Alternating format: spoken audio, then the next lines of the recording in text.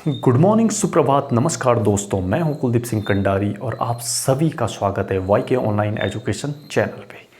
दोस्तों, आज हम विषय चित्रकला के अंतर्गत जो टॉपिक पढ़ रहे हैं उसका नाम है भारतीय कला और आज है हमारा इस टॉपिक का तीसरा दिन। आइए शुरू करते हैं।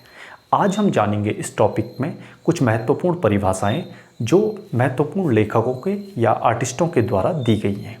आइए जानते हैं। सबसे पहले आती है प्लेटो की परिभाषा। प्लेटो ने कहा है कला सत्य की अनुकृति है, यानी कि सत्य की नकल करना ही कला है। और ये परिभाषा सबसे ज़्यादा महत्वपूर्ण परिभाषा बन जाती है क्योंकि हर एग्ज़ाम में ये परिभाषा ड्राइंग से संबंधित लगभग पूछी ही जाती है। तो आपका आंसर होगा, अगर कला सत्य की अनुकृति है, यह परिभाषा किसने दी, तो आपका आंसर होगा प्लेटो। अरस्तु ने कहा है कला अनुकरण है, यानी कि किसी चीज़ को नकल करना ही कला है। ये अरस्तु की परिभाषा है और ये भी एग्ज़ाम में लगभग पूछी ही जाती है। रस्किन के अनुसार कला ईश्वरी कृति के प्रति मानवीय आह्लाद की अभिव्यक्ति है या कला एक अभिव्यक्ति है। रस्किन ने कहा था जो आपकी अभिव्यक्ति है उसे कला के रूप में इन्होंने जाना था। अगली परिभाषा बन जाती है रविन्द्रनाथ टैगोर जी की, जिन्होंने कहा कला में मनुष्य अपने भावों को प्रकट करता है और साथ साथ इन्होंने ये भी कहा था कला में मनुष्य अपनी अभिव्यक्ति करता है। तो ये दोनों परिभाषाएं एक दूसरे से लगभग मेल खाती हुई है और तो हमें इसमें गलतियां बिल्कुल नहीं करनी है कि कौन सी परिभाषा किसने दी है। रस्किन ने कहा है कला एक अभिव्यक्ति है, यानी कि उन्होंने कला को एक अभिव्यक्ति माना है। रविन्द्रनाथ टैगोर जी ने कहा है कला में मनुष्य अपनी अभिव्यक्ति को व्यक्त करता है या अभिव्यक्ति करता है।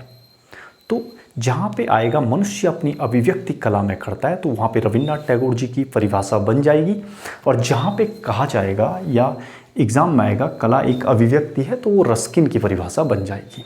इसके साथ साथ रविन्द्रनाथ टैगोर जी ने कहा जो सत्य है, जो सुंदर है वही कला है, यानी कि जो सत्य है, सुंदर है वही कला है। रविन्द्रनाथ टैगोर जी के बाद मैथिली शरण गुप्त जी ने भी कला में अपनी परिभाषाएं दी है। उन्होंने कहा है कला अभिव्यक्ति की कुशल शक्ति है, यानी कि आप किसी चीज़ को अभिव्यक्त करने की जो कुशल शक्ति होती है वो कला है। तो ये तीनों परिभाषाएं जब एग्ज़ाम में आए तो आप इन तीनों परिभाषाओं में थोड़ा सा ध्यान दीजिएगा कि ये किसने कहा है। ये मैथिली शरण गुप्त जी की है और ये रविन्द्रनाथ टैगोर जी की है और ये रस्किन जी की है, MSc मैथिली शरण गुप्त जी। ठीक है। अच्छा, इसके बाद सैले और क्रोचे की दो परिभाषाएं आती है। सैले ने कहा कला में मनुष्य अपनी कल्पना करता है या कला कल्पना की अभिव्यक्ति है। ये सैले की आएगी, जहाँ पे कल्पना की बात करेगा कि कला एक कल्पना है तो वहाँ पे सैले आंसर होगा। और जहाँ पे कहा जाएगा कला प्रभावों की अभिव्यक्ति है तो वहाँ पे आंसर होगा आपका क्रोचे। तो ये दोनों परिभाषाएं भी अक्सर पूछी जाती हैं और इनमें भी कन्फ्यूजन बना रहता है, तो इनको आप क्लियर करें कि कला कल्पना की अभिव्यक्ति है तो कल्पना की बात सैले ने की है और कला प्रभावों की अभिव्यक्ति है तो वहाँ पे क्रोचे ने ये बात की है। इसके बाद आता है हिगेल का। हिगेल के बारे में मैंने आपको इससे पहले वाले पार्ट में विस्तृत रूप में बताया था कि हिगेल ने चारुकला को किस प्रकार से डिवाइड किया था या बांटा था। हिगेल जी की एक परिभाषा थी कला आदि भौतिक सत्ता को व्यक्त करने का माध्यम है, यानी कि आदि भौतिक सत्ता को अगर व्यक्त करने के माध्यम से संबंधित परिभाषा आई तो वो हिगेल से संबंधित होगी।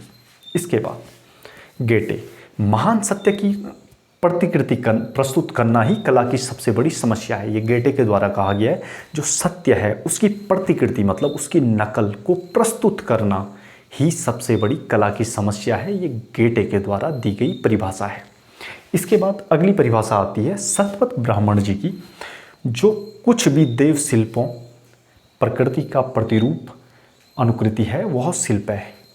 मैंने कल पिछले पार्ट में यानी कि आपको बताया था कि दो प्रकार के शिल्प होते हैं, एक मानव शिल्प, एक देव शिल्प।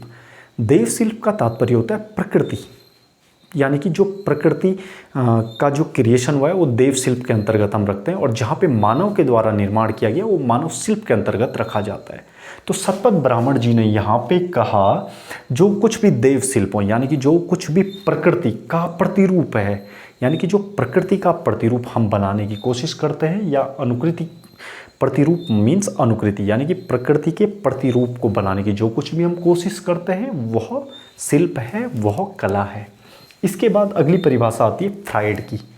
फ्राइड की जो परिभाषा कला से संबंधित थी वो थी दमित वासनाओं पर आधारित। फ्राइड ने कहा था दमित वासनाओं का उभरा हुआ रूप ही कला है। ये फ्राइड की डेफिनेशन थी। इसके बाद अगला आता है महात्मा गांधी जी की डेफिनेशन या उनकी परिभाषा। कला प्रकृति का प्रतिबिंब है। महात्मा गांधी जी ने और सतपथ ब्राह्मण जी ने लगभग एक ही बात कही। सतपथ ब्राह्मण जी ने कहा था जो कुछ भी देव शिल्पों में प्रकृति को भी गिना जाता है का प्रतिरूप है, वह शिल्प है, वह कला है।